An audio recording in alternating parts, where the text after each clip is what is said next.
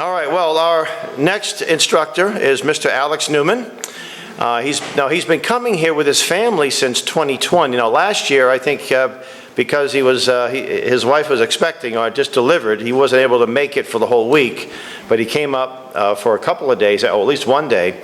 He came to our camp in Toanippi, so this would be his 7th camp, I believe, but it's incredible. Now, he was a former colleague of mine, but I never met him, but I spoke to him on the phone. And 2015, in May, both of our dear friends, Sam Blumenfeld, was quite ill. Now, he co-authored a book with Sam Blumenfeld. It was called Crimes of the Educators, but they never met each other in person, Skype or Zoom or conference calls and phone calls. Sam was diagnosed with leukemia, I think, in March of that year. And this is Sam Blumenfeld right here. Sam Blumenfeld was a pioneer in the modern homeschool movement. He was one of the very first to acknowledge the fact that we're being deliberately dumbed down in government schools. He mentioned that in the early 60s when nobody wanted to hear it. People are starting to hear it now. So I put a call to Alex and I said, Alex, are you planning to come up to New England to visit Sam? He said, yes, in the summertime. I said, Sam's not going to last that long. So he hopped on a plane, and it was Thursday, the last Thursday in May, and he got a chance to meet Sam, and they were like old buddies. But Sam I wanted to do an interview with the two of them, but Sam had deteriorated so much it would have been a very injustice to his memory. He died the following Monday, but I was so happy that I was able to get these two great men. And he's like, Sam passed away and he passed the baton. He passed the baton to a lot of people. I think I'm one of them, and Reverend Kraft's one of them.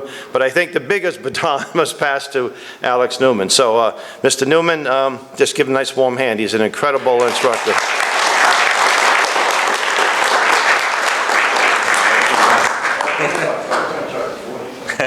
Hey guys, thank you for being here. And here comes my son late. Everybody look at him and point. It's terrible. All right, thank you. All right, guys. The UN just came out with its latest predictions on climate change, and it's even worse than before. Yep, it's pretty bad since the world was already ending, so yeah. It's bad, right? The end is near. Prepare yourselves. It's like a doomsday cult. Now, there's a reason that just a couple years ago, Donald Trump said one of the most important priorities for our country and for our movement is to destroy the climate scam. Here he is. One of the most urgent tasks, not only for our movement, but for our country, is to decisively defeat the climate hysteria hoax. Yes, and I happen to agree with him. Now, your average American doesn't hear much about the climate hoax unless you come to Camp Constitution and listen to the great Willie Soon. Most Americans are not hearing enough about this, and that's because they know we don't believe them anymore. So they figure if we just stay totally silent and don't tell people that we're building a one-world totalitarian political, economic, and religious system, then they won't notice until it's too late to escape, and they're not going to believe the fraud anyway, so let's just keep moving. But Donald Trump has done really important things, literally since day one. This executive order was January 20th. As soon as he was sworn in, just taking a sledgehammer to this abomination of climate hysteria. Unfortunately, a lot of it was not included in the big, horrifyingly ugly bill. And so as soon as we get the next deep state Democrat president, it will all be back in place if we don't deal with it. But step one is to crush the hoax. Now, one of the things that they're working on is to reclassify CO2. Under Barack Obama, they declared that carbon dioxide, the gas you exhale, is actually toxic pollution. But somehow, if you regulate it enough and pay enough taxes, then the weather's going to be really nice in 100 years, we promise. Okay? Then that's foolishness. So this was the former chief of staff at the EPA, and she came on my show just about a week before Trump was sworn in and said what they were going to do, and it was really encouraging. And they have done a lot of that. This is our U.S. representative at the UN General Assembly. We'll talk a little bit about the 2030 agenda, but here he is taking a sledgehammer to that. I give the floor to the United States. Thank you, Mr. President. First, I'd like to talk about the International Day of Peaceful Coexistence. The United States strongly supports efforts to sustain peace and pursue diplomatic solutions to crises around the world. We firmly support individual rights as expressed through freedoms of expression, association, peaceful assembly, and religion or belief. They are fundamental to America's security and the promotion of tolerance, mutual respect, and peace around the world. We, however, have decided to call a vote on this resolution. We have a concern that this resolution reaffirms Agenda 2030 and the Sustainable Development Goals. Although framed in neutral language, Agenda 2030 and the SDGs advance a program of soft global governance that is inconsistent with U.S. sovereignty and adverse to the rights and interests of Americans. In the last U.S. election, the mandate of the American people is clear. The government of the United States must refocus on the interests of Americans. We must care first and foremost for our own. That is our moral and civic duty. President Trump also made it clear and overdue course correction on gender and climate ideology, which has pervaded the SDGs. Simply put, the globalist endeavors like Agenda 2030 and the SDGs lost at the ballot box. Therefore, the United States rejects and denounces the Agenda 2030 for sustainable development and the Sustainable Development Goals, and will no longer reaffirm them as a matter of course. So there should have been fireworks going off. Unfortunately, the guy was reading the statement like he had a gun to his head. My guess is he wasn't happy to be reading that. But it was a great statement. It really was. Unfortunately, though, despite the great statements and the great executive orders, this madness continues. And I'm going to share with you why in just a moment, and then we're going to get into what that means. I try to go to the UN Climate Clown Show Summit every year. So a couple of years ago, I was on the Arabian Peninsula. And I had an opportunity to ask 7 U.S. senators. They had 6 Democrats and 1 Rhino talking about climate change there. And I had an opportunity to ask them about the fact that Donald Trump was likely going to be our next president. They didn't believe it. And what does that mean? Because they're running around like Santa Claus on crystal meth saying, we're going to give you this money, and we're going to fund this program and that program. And it said, hey, Americans don't believe you. Donald Trump's probably going to be the next president. How are you making all of these crazy promises? And here's what they said. Alex Newman here with the New American Magazine. There was a poll released several months ago. AP Nork Center for Public Affairs Research found that less than half of Americans even believe that human activity is causing climate change. About a third are willing to pay even a single additional dollar on their electric bill each month to deal with climate change. And with the very real prospect of Trump coming back to the White House in 2024, how is the U.S. government planning to make credible commitments on funding and on these other issues that you guys are talking about? Senator Coons, who chairs that committee. That was part of why I spoke to what I think is both the structure of the Inflation Reduction Act, which has directed tens of billions of dollars already to construction projects in predominantly red states or politically conservative states, and to the way that we've been able to get... Let me stop him here for a minute. Oh, we're not worried about Donald Trump being president. We're sending tens of billions of the dollars that we took from you by force to Republican states and Republican districts to build all kinds of goofy construction projects that are going to get them suckered into the climate scam forever. Okay. Very important what he said. Now let's continue. Out of my subcommittee and passed through the full committee an additional $1.5 billion in investment in combating climate change, predominantly in the global south, with an overwhelming bipartisan margin. So am I suggesting that were the former president to be our next president, everything would be fine? Not at all. But I'm saying that there is a broad enough and deep enough support for continuing investments to combat climate change and for the Inflation Reduction Act and bipartisan infrastructure law in particular, that we will continue. We'll continue to move forward regardless. We're going to continue to move forward regardless. It doesn't matter what you suckers vote for. We're going to continue to move forward regardless. I'm pretty clear, right? And I wish I could tell you he was wrong. Unfortunately, he was exactly right. When he made that statement, there was only a handful of Republicans in Congress who would have publicly admitted to drinking the Kool-Aid and believing in the man-made global warming hypothesis, which, as Dr. Soon will explain to you, has been totally debunked and discredited. After this whole episode, I went the next year to the next UN Climate Summit. This was in Azerbaijan. Sure enough, 5 Republicans showed up, and every single one of the Republican congressmen were complaining about CO2 emissions and talking about what a great job they were doing to fight CO2. We're building carbon capture pipelines. We're doing this, that, and the other. Exactly like Senator Coons said. Tens of billions of federal tax dollars were squandered in these Republican districts so that there'd be a permanent constituency in those districts of people whose jobs depend on the hoax, of people whose livelihood depends on the hoax, and they have succeeded. If you saw the big, beautiful bill, they couldn't even repeal the Inflation Reduction Act, which, by the way, had nothing to do with inflation, had everything to do with, as they admit, the climate change, the biggest climate bill in history. So we have been defrauded. They're using this right now to build a global legal system. In fact, very few people realize this because it's not in the American news media, but the UN court, they call it the World Court, They like to think of it as the Supreme Court of the world or the universe. They heard a very important case last year. Joe Biden sent a lawyer from the State Department to not represent us. And the case before the court holds that international law requires governments to regulate and control CO2 emissions. And if we don't do that, we're violating international law. So at some point later this year, this self-proclaimed World Supreme Court is going to be issuing a ruling claiming that the government of the United States and every other government has an obligation to fight CO2. If you actually listen to the government that brought this case, the UN General Assembly endorsed it, and that's how they heard it. They're asking that all the activities that led to climate change be declared illegal, that they be stopped, and that those who engaged in them be required to pay reparations. Well, if you think about what that means for a moment, you realize how significant this is. What do they say causes climate change? Human emissions of CO2. Every single one of you is sitting there emitting CO2 as you exhale. Every single one of you came here in a vehicle emitting CO2. They claim agriculture is responsible for 30+% of emissions. They don't mention the fact that it's also responsible for 100% of the food. Awkward. So what they're asking for here is for every human activity to be declared illegal and for us to be made to pay for it. Now, before you think, well, that's just a dumb UN court, who cares about UN courts?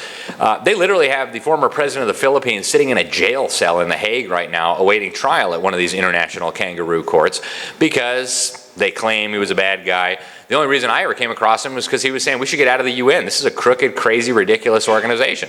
Now he's sitting in a jail cell awaiting trial. So they're also working on imposing the first international tax on shipping. It's a carbon tax. If something goes on a ship, that ship releases CO2, therefore you need to pay the first ever tax directly to the United Abominations. And if you think about what that means, the one thing that has restrained the ambitions of the totalitarians at the United Nations is the fact that they don't have money. They don't have a printing press like the Federal Reserve does.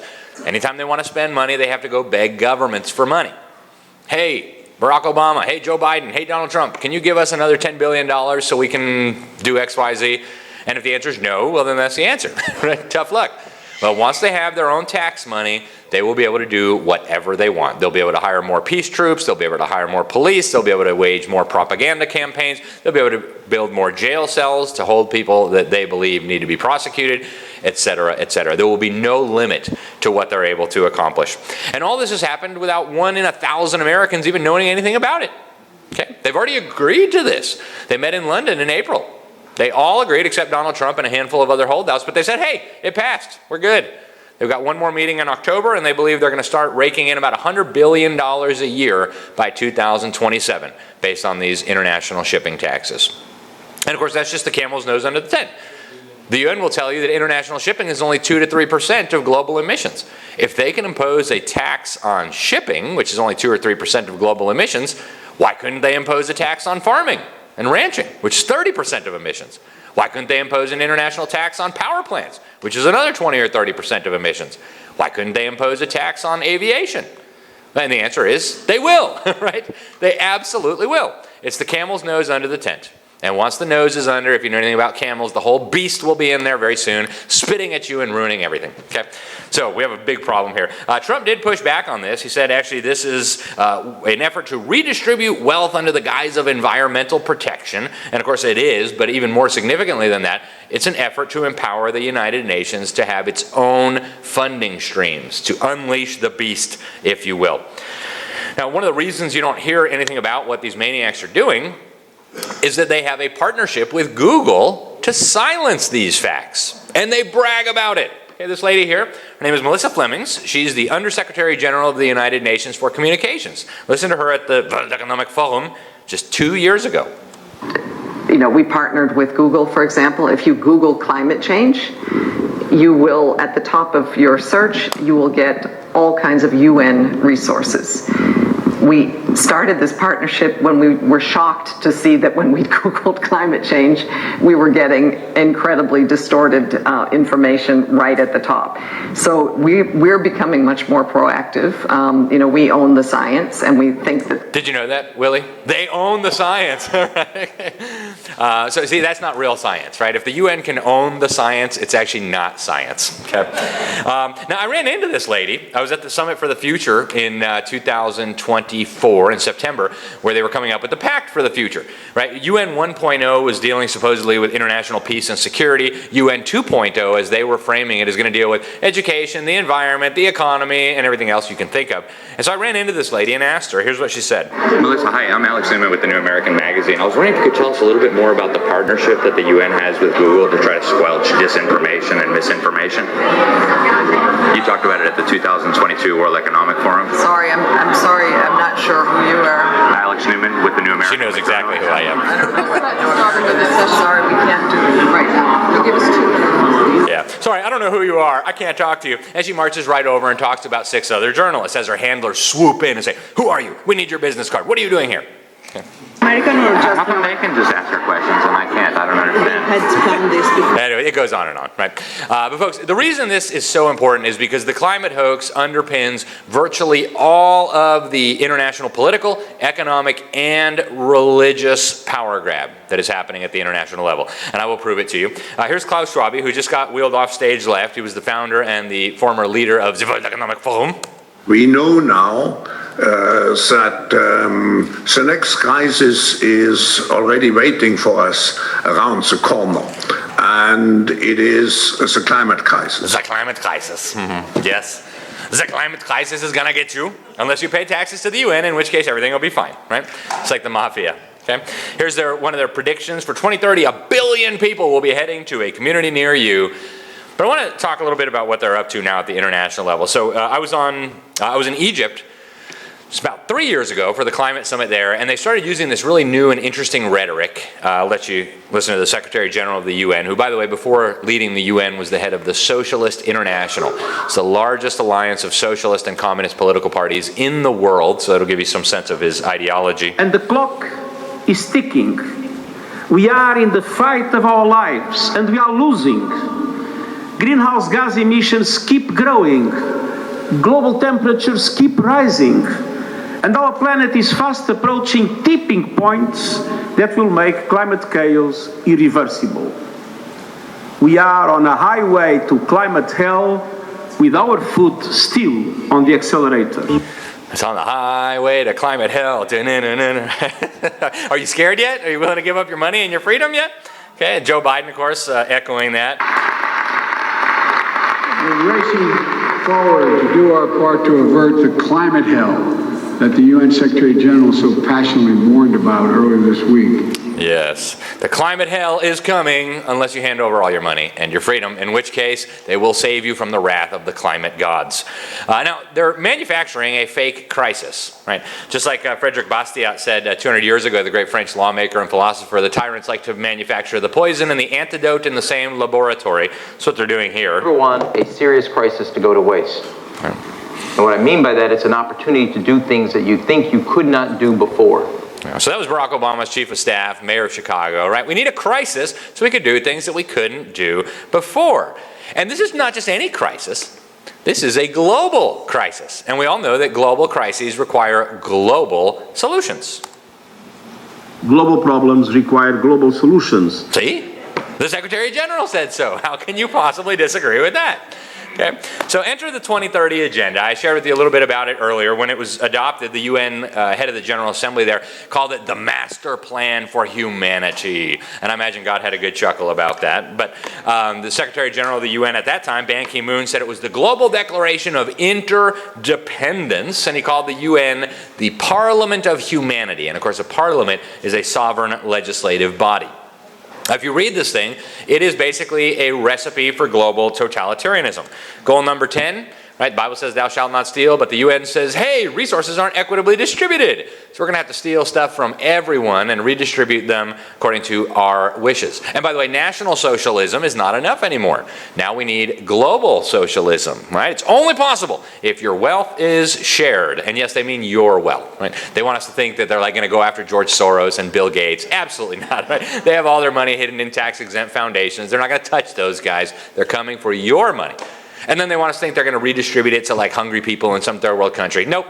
They're going to redistribute it to their cronies who are keeping everybody poor. In this same 2030 agenda, they say they're going to make fundamental changes in the way that societies produce and consume goods. Karl Marx, pick up the red phone, please. Right? Whose idea was it that the government should control the production and distribution of goods and services? Yeah, that was Karl Marx, right? So this is global Marxism enshrined into international agreements, agreed to by every government in the world. But this is only governments, right? And governments are not enough. They came up with this idea generations ago that they needed a three-legged stool approach. So the first leg of the stool is government. Government has the coercive power. So governments are important. That's why when the UN General Assembly meets, that's the first leg of the stool. All of the national governments of the world. But there's two other legs. The private sector and the religious sector. So we're going to look at those two briefly, right? This is the three-legged stool model. Now, we saw the World Economic Forum earlier. This is the private sector leg. The World Economic Forum brings together the Fortune 500, all the big companies, the big CEOs, and they actually signed a partnership with the UN. This is their press release from the UN. They signed a strategic framework for implementing the 2030 Agenda, the master plan for humanity. And if you read the strategic partnership, what it is we're going to make the big companies of the world line up behind this plan for humanity. All of it. Right? Here's the World Economic Forum's press release about it. So, now, they've been pretty open about the fact that this is not just about climate. This is about economic transformation. The UN's climate czar, Christiana Figueres, she admitted, this is in an interview posted right on the UN's website, that what they're doing here is transforming the economic model of the world. Here's her exact quote. It says, the first time in the history of mankind that we're setting ourselves the task of intentionally, within a defined period of time, changing the economic development model that has been reigning for at least 150 years since the Industrial Revolution. And here you guys thought it was about climate change. Suckers! All right? The issue is never the issue with the tyrants. It's always the revolution. Okay? It's not about climate change. It's not about race. It's not about any of these things. It's about the revolution. It's about taking your freedom. Now, if you want to know what the economic model will look like if these megalomaniacs get their way, they've been very transparent, right? Communist China. Okay. Here's Klaus Schwab. I respect China's achievements, which are tremendous over the last over 40 years since the opening up and policy and reform policy came into action. I think it's a role model for many countries. Yes, the most murderous dictatorship in the history of humanity is a role model. Does anybody else think that's weird? They murdered 100 million of their own people. What do you think they will do to you? Okay? Oh, yeah, it's crazy. And there were many of these guys. I mean, David Rockefeller famously in 1973 said that what happened in China under Chairman Mao's leadership was the most important and successful social experiment in the history of mankind. Okay, published on the op-ed pages of the New York Slimes. Here's one of the things they're doing, right? They're using this to calculate everybody's carbon footprint and help you make better choices. Here's some of the folks involved at the World Economic Forum and Alibaba. But very, very specific. This specific brand, even the specific batch of this, if we link that with, AI technology and then big data and particularly Internet of Things, there are ways for us to come up with instant measurement and reporting of the carbon footprint. I hope that through this we can help people to really make different choices. Yes, we're going to help you make different choices. Aren't they so sweet? Pretty amazing. They're going to calculate your individual carbon footprint. Well, you've exceeded your budget, citizen, comrade. What do we do with you now? No more steaks, no more gasoline, no more air conditioning. And if you keep insisting, we got re-education camps for people like you. Okay? Now, it really hit me. I was in Paris in 2015 when they negotiated the so-called Paris Agreement, and this is when it really hit me. Because Barack Obama was there bragging about, we're going to slash CO2 emissions of Americans by 33% over the next 10 years. So, wow, that's a lot. And everybody was clapping, yay, we're saving the world, woohoo! And then the Communist Chinese came out. They said, hey, we've already done a lot. You know, we've had 400 million citizens executed between our one-child policy and the forced abortions. And so, you know, if you figure this big of a CO2 footprint per person, we really lowered our CO2 emissions a lot. But over the next 15 years, we promise we're going to keep increasing our CO2 emissions. And then maybe after that, maybe after 2030, we'll think about maybe possibly peaking. I thought, wait a minute here. If CO2 is the problem, how in the world does it make sense to allow the Communist Chinese continue to increase their CO2 footprint while we shut down American industry, shut down American power plants, shut down American energy exploration under the guise of stopping CO2? That makes no sense. Okay? Here's the graph from their own data. See that blue line right there? That's Communist China's carbon footprint. Okay? That red one right there, the orange one, here, I'll point them out. Here's the United States. Here's China. It's been decreasing since 2018. That's right. So if CO2 is really the problem, how could we possibly be saving the world by shutting down American industry, which releases far less CO2 per unit of economic production than the Communist Chinese, and shipping all those jobs and factories and power plants over to China, where they're building 2 coal-fired power plants on average per week? How can that possibly make sense? Nobody with a brain could believe that makes sense. So that's how I knew that's the goal. They're going to deindustrialize the free world. They're going to build up the mass murdering dictatorships of the world. They're going to tell us it's for our own good, and we're going to like it. Okay?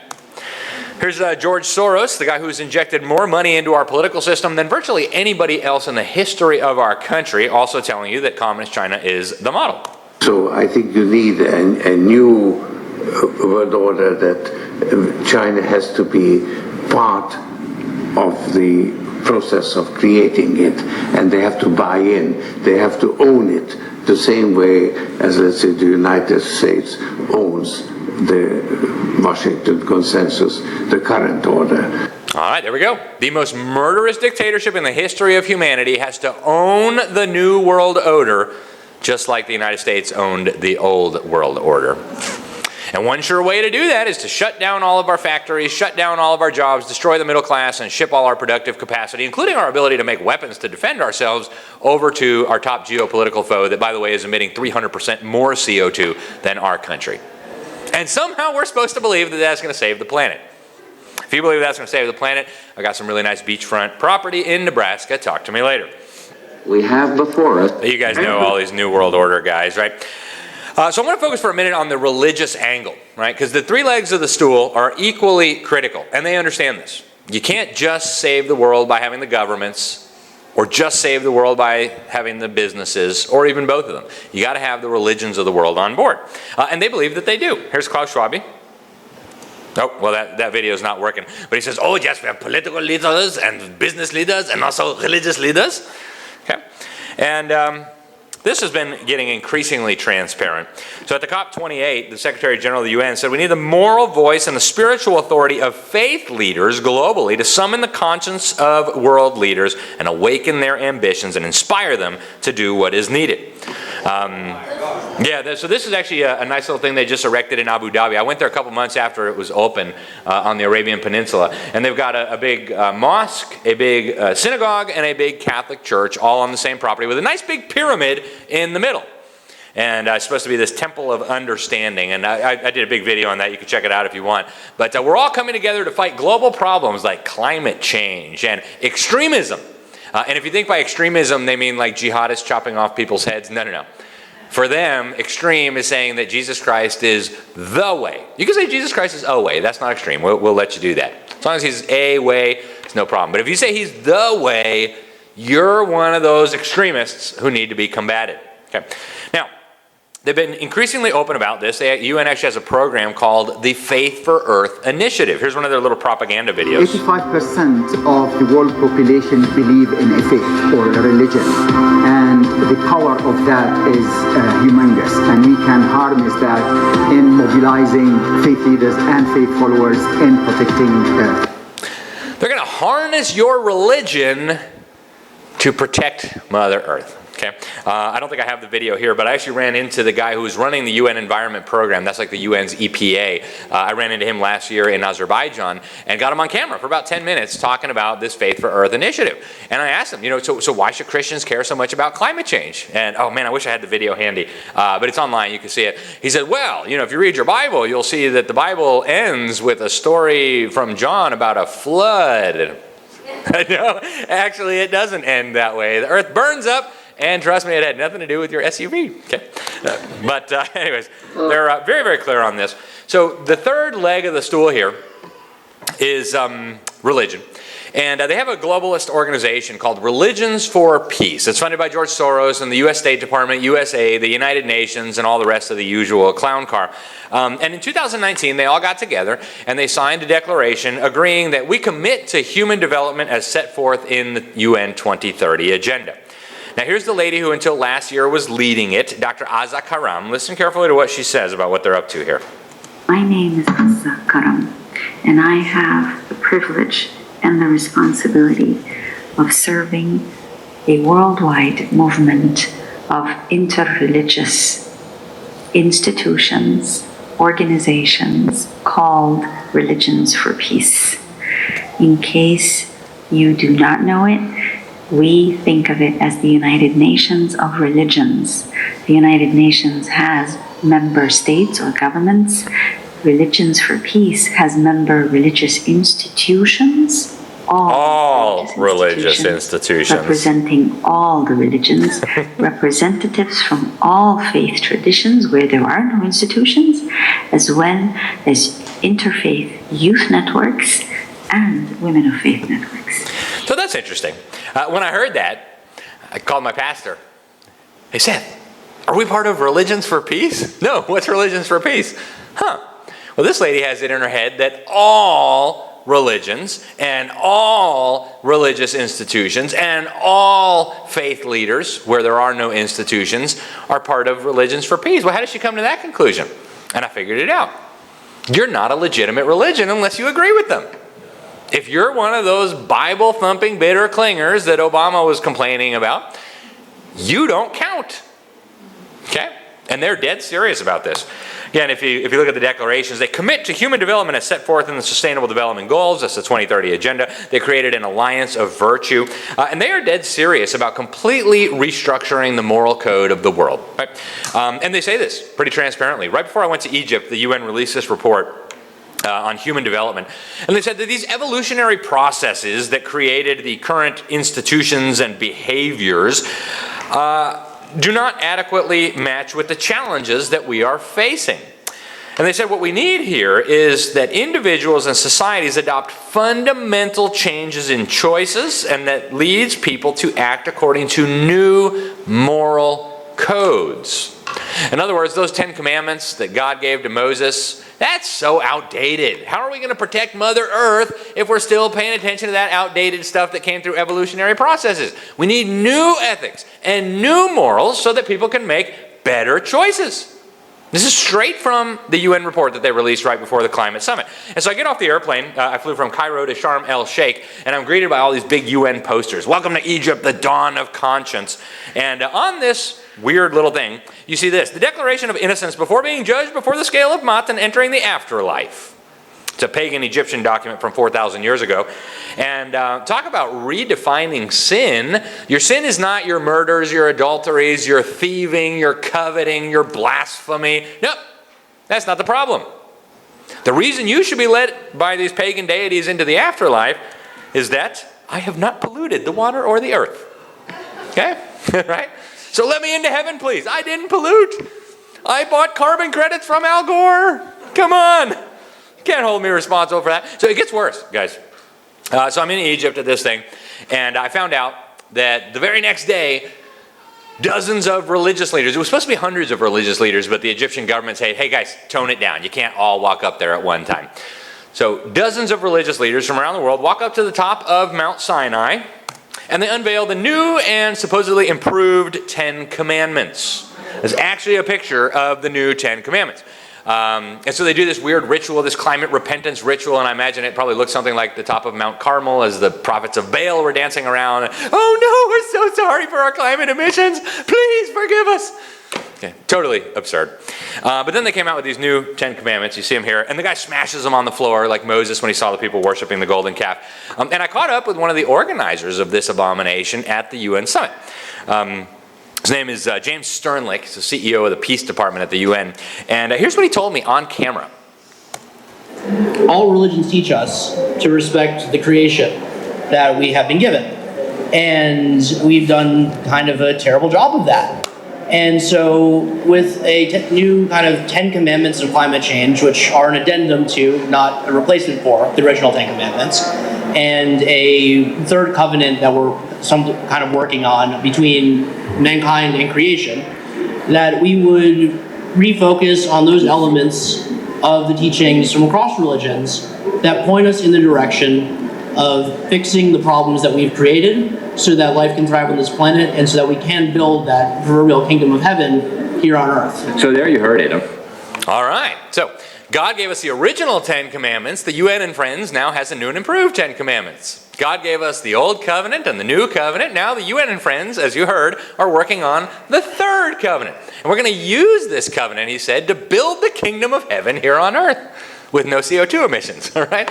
That'll be fun. So folks, this is blasphemous. This is ridiculous, okay? And I'm sorry, but if a church is getting involved with this absurdity, it is in very, very dangerous territory, okay? So here's what they put out. I mean, I'll read you some of these new and improved 10 commandments. I mean, it's just nonsense. Creation is not our possession. We have a human responsibility to nurture the earth. We must care for the planet. The planet is permeated by God's presence and being. It says we must serve this interdependent and life-giving earth. Did earth give you life? No, me neither, right? I didn't come from slime. The earth didn't give me life. God gave me life. Okay, and I'm not going to serve the earth. The earth is here to serve people. That's why God put it here. We're here to tend to the earth. And yeah, I like being a good steward of the earth. I don't want to just destroy it needlessly. But this foolishness about serving the life-giving earth is blasphemous. Okay? It says we need to repent and return because we're harming the earth. Compassion means feeling the pain of the earth? Really? What does the pain of the earth actually feel like? I don't know. Oh, the carbon emissions, it hurts. What? I mean, this is crazy stuff, folks. Here's another one of the ringleaders of this thing. Nice guy. I mean, he's a super nice guy. But he wrote this whole eco-Bible where he reinterpreted the 5 first books of the Old Testament, what Jews call the Torah, the Pentateuch, in ecological and environmental terms. Listen to this guy. And religion and religious clergy and leaders need to be the delivery vehicle for climate action. All right, pastors, you hear that? You are the delivery vehicle, Rev. You hear that? You're the delivery vehicle for climate action. And shame on you if you don't participate and do your role, okay?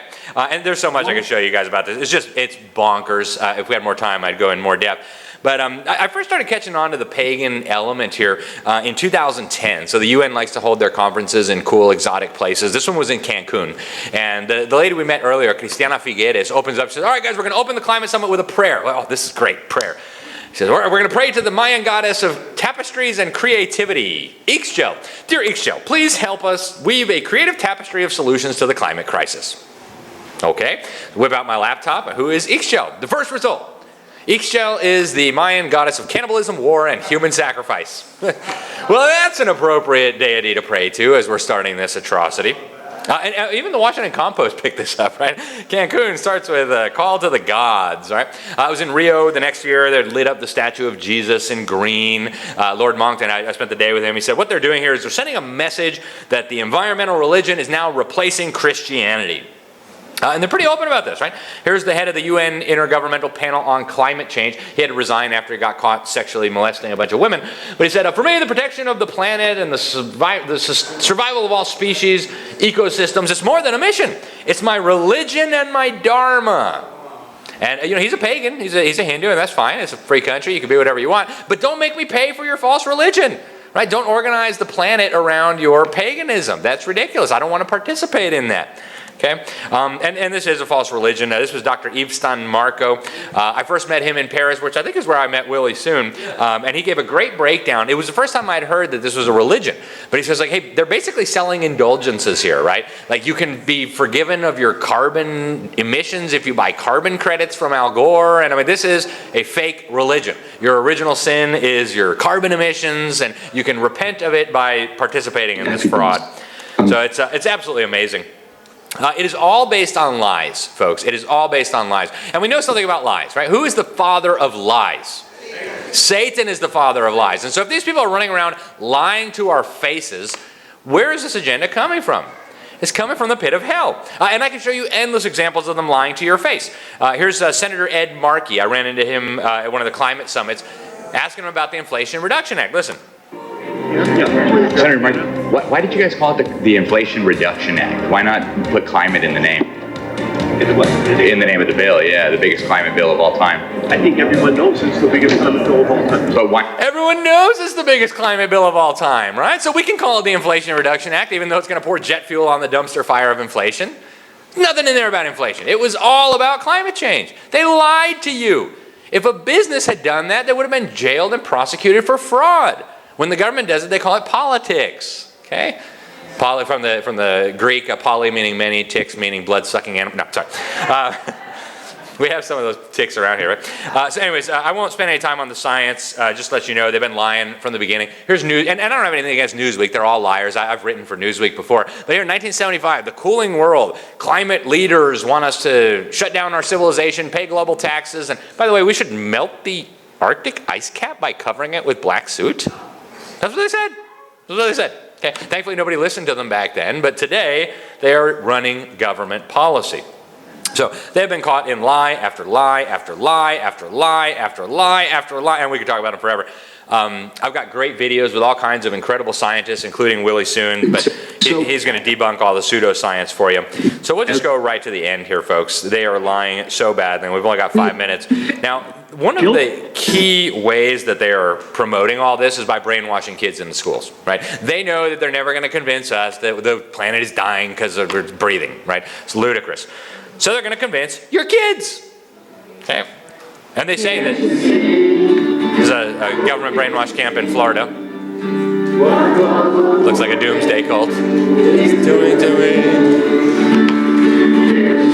Unbelievable. After educating the students of global warming is that they're given a letter for their families to sign, and this is the congressman. So you brainwash them, and then you give them a letter to sign for their congressman to demand climate action. Folks, this is not education, all right? This is brainwashing, this is political indoctrination, and it's an outrage. We'll talk about some of this stuff later. I mentioned that most Americans don't agree with this stuff, right? When they do an honest poll, even the liberal pollsters find out that Americans don't agree with them. This came from the AP Nork Center for Public Affairs. It was released in 2023. And first they asked people, do you believe in climate change? And most people said yes. Okay, and I believe in climate change. Climate's always been changing. What kind of question is that, right? But then they asked a follow-up question. Do you believe that human activity is causing the climate change? Significantly less than half of Americans believe that human activity is causing climate change. So they have quite a problem on their hands. They need to sell this to people, but nobody's buying it. And all the hysteria in the world is not going to change our minds about it. So what do? They brainwash your kids, right? I want to end with just a few Bible verses here, because the Bible speaks about some interesting things. It says, heaven and earth will pass away, but my words will not pass away, right? You're not going to save the planet by giving Al Gore and the UN money. I'm sorry, right? Your carbon emissions are not hurting anything, right? In 2 Peter, by the same word, the heavens and the earth that now exist are stored up for fire, being kept until the day of judgment and destruction of the ungodly. Folks, it's not because of your SUV. It's not because you're having babies. It's not because of the gas you exhale. God is planning to burn up a whole lot of stuff, and it's going to have zero to do with your carbon emissions. Right? The day of the Lord will come like a thief, and then the heavens will pass away with a roar, and the heavenly bodies will be burned up and dissolved. And again, paying all the carbon taxes in the world is not going to make one lick of difference. Okay? See to it that no one takes you captive by the philosophy and empty deceit according to human tradition, right? We know, again, that the devil is the father of lies. This whole agenda is based on lies. And so when they tell you that your religion needs to fight climate change, just go to the Bible, right? The Bible doesn't tell you need to fight climate change. The Bible tells you that religion that is pure and undefiled before God the Father is this: to visit orphans and widows in their affliction and to keep oneself unstained from the world. Notice not one iota about climate change or carbon emissions or anything else, right?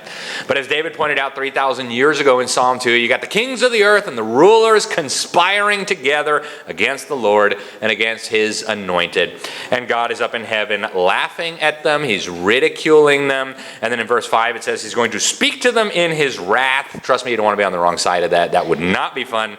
And in the end, this whole scam is going to come apart, and the liars, unless they repent, are going to pay for it. Thank you guys, and God bless you.